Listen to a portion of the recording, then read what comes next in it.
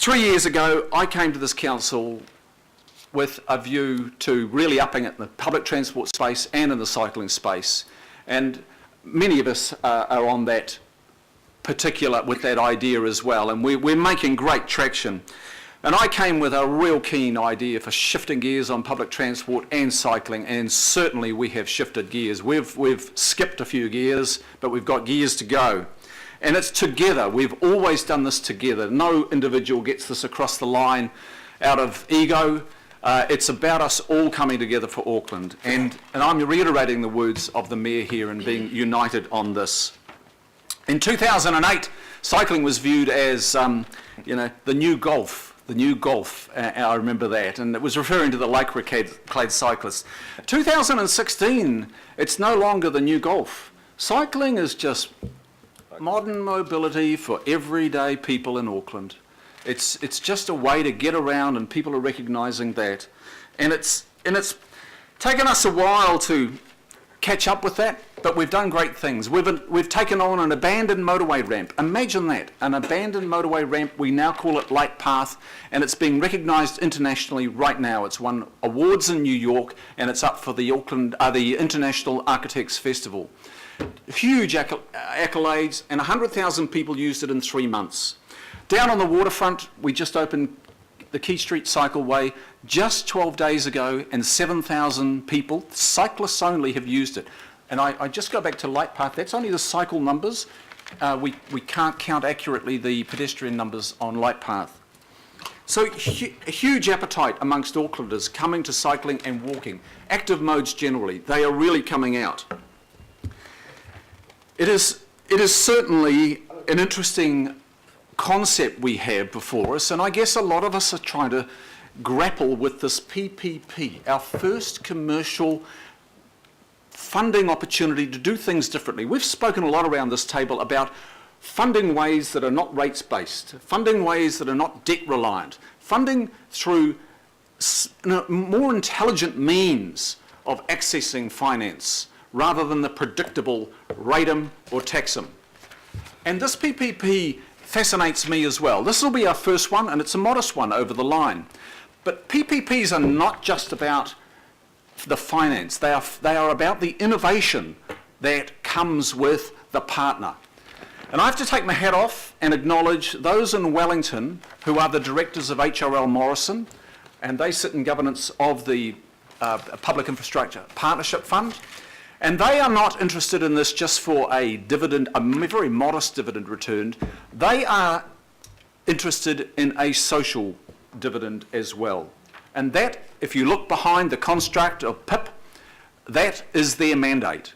They are looking for social dividend. That's why those Wellington directors have come to Auckland and are absolutely committed to investing in Auckland. And I thank HRL Morrison, the directors there.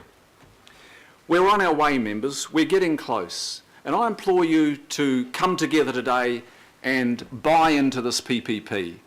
It's an intelligent way of delivering infrastructure. We will see more of it. Ideally, yes, it should be, as some councillors have said, free for children and free for all. But this is the structure that we've got that's going to deliver it initially. I want to thank, in closing, Mr. Chair, a few people, and the Mayor has thanked a number.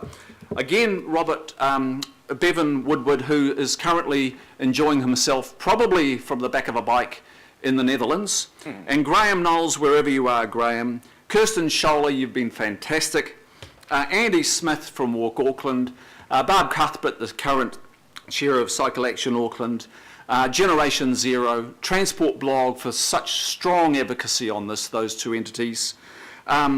I want to also thank the residents of Northcote and Birkenhead, and in their majority, and on the city side in Herne Bay and St Mary's Bay, Takapuna and Devonport, who have really barracked hard for this.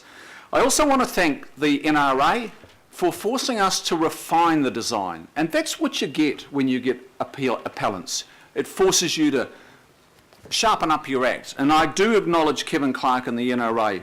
I want to acknowledge the NZTA. Their willingness has been huge. Our own Auckland Transport, ATEED as well, and Waterfront Auckland before Development Auckland, who have been great allies. And I also want to thank the MPs that media drew out yesterday in in the print media. Auckland Central MP Nikki Kay, North Shore MP Maggie Barry, and Conditional, my friend Jonathan Coleman from Northcote, and the Minister of Transport, who recently won a Bike to the Future award just a week ago at the Walking and Cycling Conference, for their support, outright and conditional, and also Jacinda Ardern, who's List MP in the Auckland Central area, and Julianne Genter, the transport spokesperson for the Green Party, who have been very, very strong in their support for Skypath. Now, I think, and in response to the questions of some members about the pricing, there's going to be a little bit of political jousting next year leading into the next election on who's going to have the best policy to buy out Skypath. I think we can see it coming. This is something which Aucklanders will probably be asking about in the years ahead. So, members, it's been put through the ringer, Skypath, like the CRL, and it's been wrung dry, but all the answers have been spat out every time. It's passed all the tests. There'll be future tests, building consent, etc., and it's got a few things to go through. But members, 60 years ago, a 6-foot walkway on a railway, imagine Auckland. Now we have the opportunity to come together and sign off and pave the way for a beacon for not just biking, a beacon for walking from that side to this side of the city and this side to the other side for all Aucklanders for now and into the future. And I implore you to back up and support Aucklanders on Skypath. Time's come. Thank you, Councillor Darby. I was lenient in letting him have plenty of time, so just be aware. Just technically, just to correct one thing, this is not the first PPP that this city has delivered. The Lopto House Te Uru Gallery in Titirangi was done on a PPP scheme and has been delivered through the course of this council, so just correct that. Waitakere has done a number of them. I have Councillor Penrose, Casey, Lee and Brewer. Yeah, thanks, Mr Chair, and by golly, to come up 5 hours on one item, as you said, Mr Mayor, it's going to be interesting coming next week with the UP. I suppose we're to bring our sleeping bags in our tent.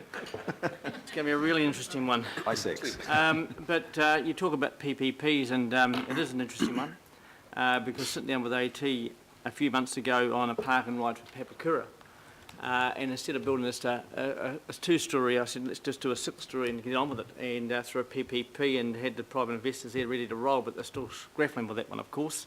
And you'll remember, Mr Mayor, I said to you 5 years ago that I had some guys lined up, re a PPP for the CRL, and bring the Chinese, build it. Me too. And clip the ticket, let them clip the ticket for 30 years and hand it back to Auckland. But anyway, we're on the road now.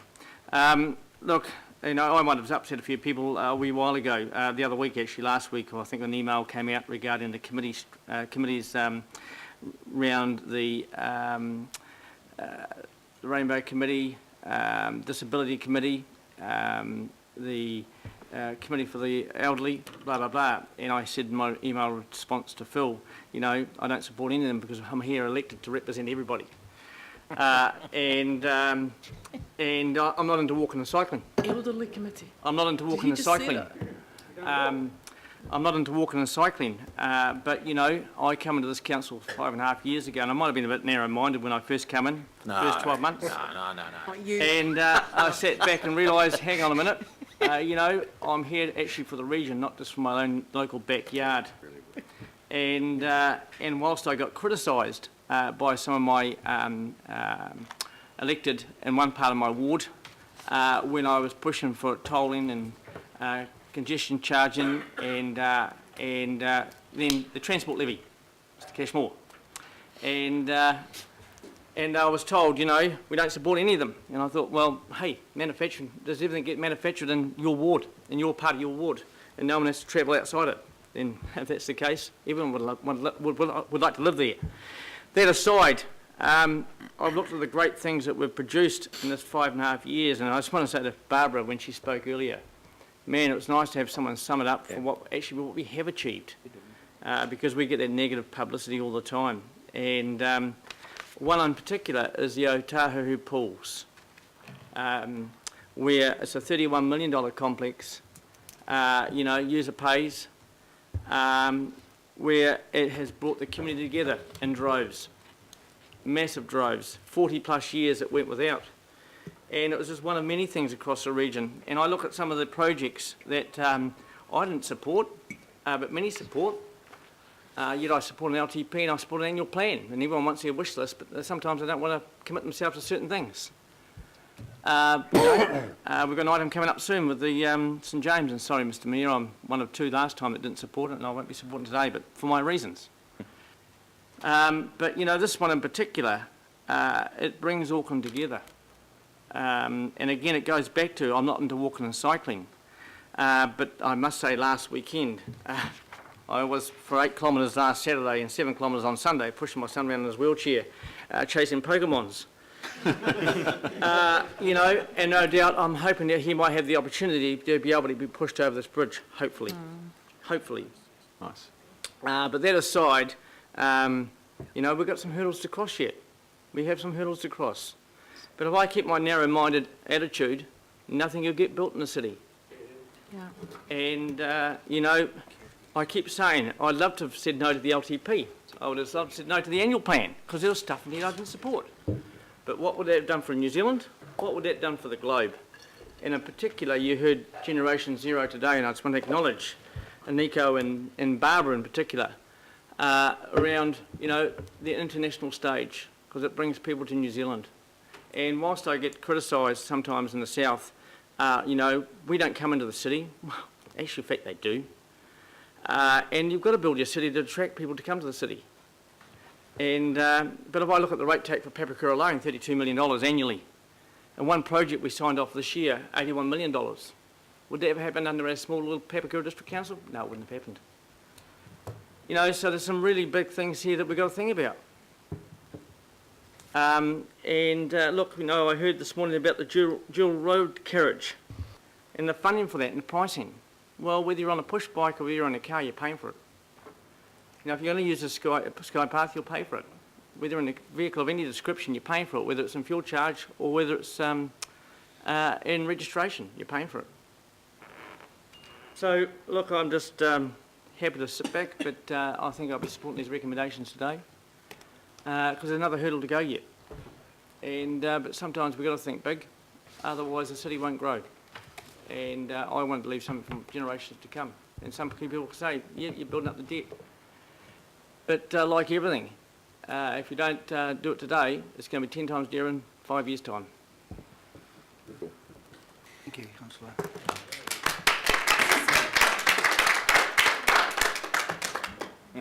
Councillor Casey. Jeepers, I feel like moving Well, to the can I right. just first correct my colleague, Councillor Penrose.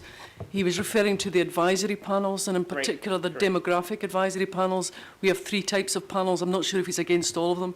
He didn't mention the sector panels or the technical panels. We have 6. The youth advisory panel, the seniors advisory panel, not the elderly committee.